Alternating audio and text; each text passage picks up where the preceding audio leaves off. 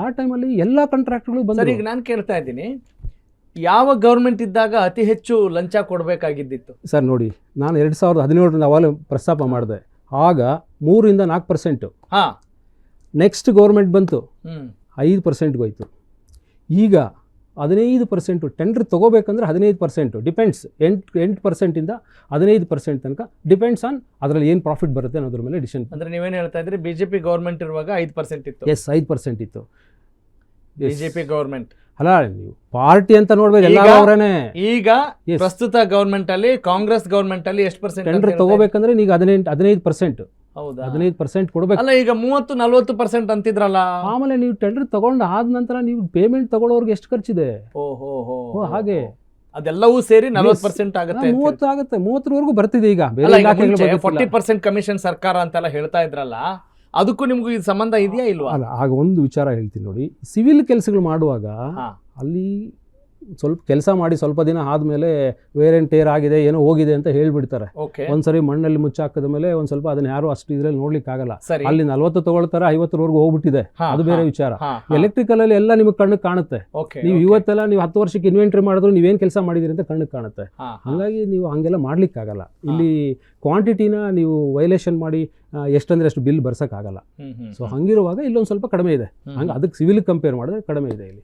ಯಾಕೆಂದ್ರೆ ನಾನು ಸಿವಿಲ್ಲು ಮಾಡ್ತಾ ಇದ್ದಿದ್ರಿಂದ ಮುಂಚೆ ಅದರ ಅನುಭವದ ಮೇಲೆ ಹೇಳ್ತಾ ಇದ್ದೀನಿ. ಓಕೆ ಸರ್, ಈಗ ನೀವು ಯಾವಾಗ ದೂರು ಕೊಟ್ರಿ, ಆ ದೂರಿಗೆ ಯಾವ ರೀತಿ ರೆಸ್ಪಾನ್ಸ್ ಸಿಕ್ತು, ಯಾರಿಗೆ ಕೊಟ್ರಿ, ಹಿಂಗ್ ಕೊಟ್ರಿ, ಆ ಧೈರ್ಯ ಹೆಂಗ್ ಬಂತು? ಧೈರ್ಯ ಹಾಕಬೇಕು ಸರ್. ಯಾಕೆ ಸರ್ ಈಗ ಮುಂಚೆನೂ ಯಾರು ಬೇರೆಯವ್ರು ಕೊಟ್ಟಿರೋದ್ರ ಬಗ್ಗೆ ಅತಿ ಕಡಿಮೆ? ಸರ್ ನಾನು ಹೇಳ್ತೀನಿ ನೋಡಿ, ಇದೇ ಹೊಸ ಗೌರ್ಮೆಂಟ್ ಬಂದಾಗ ಎಲ್ಲರೂ ನಮ್ಮ ಜೊತೆ ಬಂದ್ರು. ಆಗ ಬ್ರೋಕರ್ಗಳು ಡೀಲ್ ಮಾಡ್ಕೊಂಡು ಟೆಂಡರ್ಗಳು ಹೇಗೆ ತಗೊಂತಿದ್ರು ಅಂತ ನಾನೇ ಟಿವಿ ಕಣ್ಣಾರೆ ನೋಡಿದೆಲ್ಲ. ನಾನು ಟಿವಿಯಲ್ಲೆಲ್ಲ ಮಾತಾಡಿದ್ದೀನಿ. ಎಲ್ಲ ಕಾಂಟ್ರಾಕ್ಟರ್ಗಳು ನನ್ನ ಸಪೋರ್ಟ್ ಇದ್ರು ಎಲ್ಲ. ಯಾಕೆಂದ್ರೆ ಎಲ್ರಿಗೂ ತೊಂದರೆ ಆಗ್ತಿತ್ತು ಆಗ. ಈಗ ಏನ್ ಮಾಡ್ತಾರೆ, ಕೆಲವರು ಅವ್ರ ಪಾಡಾಗ ಅವರೇ ಹೋಗಿ ಡೀಲ್ ಮಾಡ್ಕೊಂಡು ಬಂದ್ಬಿಡ್ತಾರೆ. ಈಗ ನನಗೂ ಡೀಲ್ ಮಾಡ್ಕೊಳಕ್ ಬರಲ್ಲ ಅಂತ ಏನಿಲ್ಲ, ನನ್ನ ಕೈಯಲ್ಲಿ ಆಗುತ್ತೆ ಬರ್ಲಿಕ್ಕೆ. ಸ್ವಾಭಿಮಾನ ಮನ್ಸು ಒಪ್ಪಲ್ಲ. ನಾನು ಹಂತದವರೆಗೂ ಕಾದ್ರಿ. ಹೌದು, ನಾನು ಯಾರ ಮನೆ ಬಾಗಿಲಿಗೂ ಜಲ್ ಸೋರಿಸಿ ನನಗೆ ದುಡ್ಡು ದುಡಿಲಿಕ್ಕೋಸ್ಕರ ಕೆಲಸಕ್ಕಾಗಿ ಹೋಗಿಲ್ಲ ಇಲ್ಲಿವರೆಗೂ. 10 ಜನರು ಏನು ತಗೊಳ್ತಾ ಇದ್ದಾರೋ 10 ಜನರಲ್ಲಿ ನಾನೊಬ್ಬನ ತಗೊಂಡಿದ್ದೀನಿ. 10 ಜನರು ಕೊಟ್ಟಂಗೆ ನಾನು ದುಡ್ಡು ಕೊಟ್ಟಿದ್ದೀನಿ. ಇಲ್ಲಾಂದ್ರೆ ನನ್ನ ಜೀವನ ನಡೆಯಲ್ವಲ್ಲ. ಈಗ ಹೆಂಗಾಗಿದೆ ಅಂದರೆ ಯಾರು ಹೋಗ್ತಾರೋ ಅವ್ರಿಗೆ ಮಾತ್ರ ಟೆಂಡರ್. ಸೊ ನನಗೆ ಮನಸ್ಸಿಲ್ಲ ಹಂಗೆಲ್ಲ ಹೋಗ್ಲಿಕ್ಕೆ. ನಾನು ಇಲ್ಲಿವರೆಗೂ ಹೋಗಿಲ್ಲ.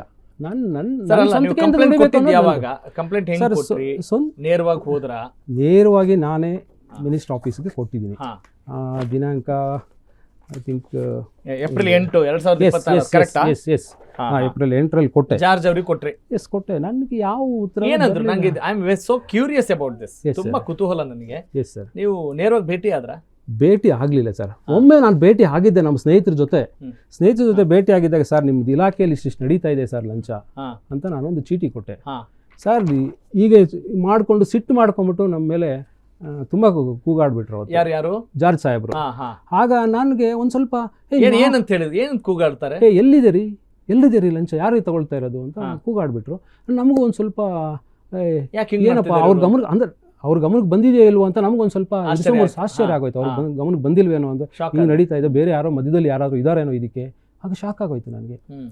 ಆಮೇಲೆ ನಿಧಾನವಾಗಿ ನನಗೆ ಈಗ ಗೊತ್ತಾಗ್ತಿದೆ, ಎಲ್ಲ ನೋಡ್ತಿದ್ರೆ ಇದೆಲ್ಲ ಪಾರ್ಟಿ ಫಂಡ್ಗೆ ಹೋಗುತ್ತೆ ಇದು. ಬಟ್ ನಾನು ವೈಯಕ್ತಿಕವಾಗಿ ಅವರನ್ನು ಇದು ಮಾಡ್ತಿಲ್ಲ. ಈ ಥರ ಒಂದು ಮಾಹಿತಿ ಇದೆ, ಪಾರ್ಟಿ ಫಂಡ್ಗೆ ಹೋಗ್ತಿದ್ದಾರೆ. ಯಾವುದೇ ಒಂದು ಪಕ್ಷ ರನ್ ಮಾಡಬೇಕು ಅಂದರೆ ಪಾರ್ಟಿ ಫಂಡ್ ಬೇಕೇ ಬೇಕು. ನೀವೊಂದು ಸುದ್ದಿ ಸಂಸ್ಥೆ ರನ್ ಮಾಡ್ಬೇಕಂದ್ರೂ ಬೇಕು, ನಾನು ಕಾಂಟ್ರಾಕ್ಟ್ ಆಫೀಸ್ ನಡೆಸಬೇಕಂದ್ರೂ ನನಗೂ ದುಡ್ಡು ಬೇಕು, ಒಂದು ಪಾರ್ಟಿ ನಡೆಸಬೇಕು, ಯಾವುದಕ್ಕೆ ಬೇಡ ದುಡ್ಡು ಎಲ್ಲದಕ್ಕೂ ಬೇಕು. ಆ ದುಡ್ಡು ಬೇಕು ಅಂತ ಫಸಲು ತಿನ್ನಬೇಕು. ಯಾರೊಬ್ಬ ಸಂಸ್ಥೆಗೆ ಬೇಗ ಕೆಲಸ ಮಾಡ್ರಪ್ಪ, ಎಲ್ಲಾದರೂ ಪಬ್ಲಿಕ್ ತೊಂದರೆ ಇದ್ದಾರೆ ಕ್ಲಿಯರ್ ಮಾಡಿಕೊಡ್ರಿ ಅಂತ ಆಫೀಸರ್ಸ್ಗೆ ಹೇಳಬೇಕು. ಬೇಗ ಕ್ಲಿಯರ್ ಮಾಡಿಕೊಟ್ರೆ ಅವನಿಗೆ ಮೇಂಟೆನೆನ್ಸ್ ಕಾಸ್ಟ್ ಉಳಿತದೆ. 6 ತಿಂಗಳಲ್ಲಿ ಆಗ ಕೆಲಸ 3 ತಿಂಗಳು ಮಾಡ್ತಾನೆ. ಈಗ KJ ಜಾರ್ಜ್ ಅವರು ನಿಮ್ಮ ಸಮಸ್ಯೆಗೆ ಅಥವಾ ನಿಮ್ಮ ಅಳಲಿಗೆ, ನಿಮ್ಮ ಪ್ರಶ್ನೆಗೆ, ನಿಮ್ಮ ದುಃಖಕ್ಕೆ ಸ್ಪಂದಿಸಲಿಲ್ಲ ಯಾವುದು. ಈವನ್ ನನಗೊಂದು ಕಾಲ್ ಮಾಡಿ ಬನ್ನಿ ಅಂತ ಮಾತಾಡಿದ್ರೆ ನಾನು ಹೇಳಿದ್ದೀನಿ, ನೀವು ಖುದ್ದು ನನಗೆ ಅವಕಾಶ ಕೊಟ್ಟರೆ ನಿಮ್ಮ ಹತ್ರ ಎಕ್ಸ್ಪ್ಲೈನ್ ಮಾಡ್ತೀನಿ ಅಂತಾನೆ ಹೇಳಿದ್ದೀನಿ. ನನಗೆ ಯಾರು ಒಬ್ಬ ಕಾಲು ಮಾಡಿಲ್ಲ, ಯಾರು ಒಬ್ರು ಸೈನ್ ಸರ್ ಅದು ಇಲ್ಲ, ನಂದೇ ಸೈನು. ನಾನೇ ಸೈನ್ ಮಾಡಿ ಟಪಾಲ ಕೊಟ್ಟಿದ್ದೀನಿ, ಅಫಿಷಿಯಲ್ ಆಗಿ ಕೊಟ್ಟಿದ್ದೀನಿ. ನನಗೆ ಯಾರು ಮಾತಾಡಲೇ ಇಲ್ಲ. ನಾನು ಕೇಳಿದ್ರೆ ನಾನು ಮಾತಾಡ್ತಿದ್ದೆ. ಅವ್ರು ಕರೆಯಲ್ಲ. ಯಾಕೆ ಗೊತ್ತಾ, ಇಲ್ಲಿರೋದೆಲ್ಲ ಅವ್ರಿಗೂ ಗೊತ್ತಿದೆ, ವಾಸ್ತವಾಂಶ ಗೊತ್ತಿದೆ. ನೀನ್ ತಗೊಂಡಿಲ್ಲ. ಯಾಕೆ ನೀವು ಒಬ್ಬರೇ ಹೋದ್ರಾ ಅಥವಾ ನಿಮ್ ಜೊತೆಗೆ ಬೇರೆ ಕಾಂಟ್ರಾಕ್ಟರ್ಸ್ ಇದ್ದಾರಾ? ಇಲ್ಲಿ ಬೇರೆ ಕಾಂಟ್ರಾಕ್ಟರ್ಗಳಿಗೆಲ್ಲ ಭಯ ಆಗಿ.